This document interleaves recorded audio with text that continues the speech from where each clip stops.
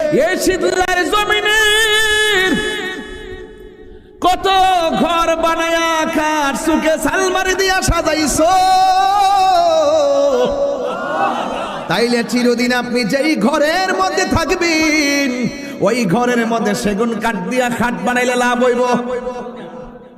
সেগুন কাঠের খাট লাগাইলে লাভ হবে না।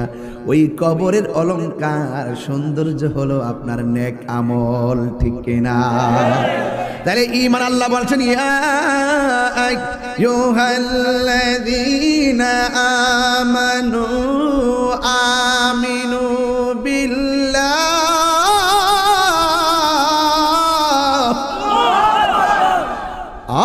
আমিনু বিল্লাহি ওয়া রাসূলিহি।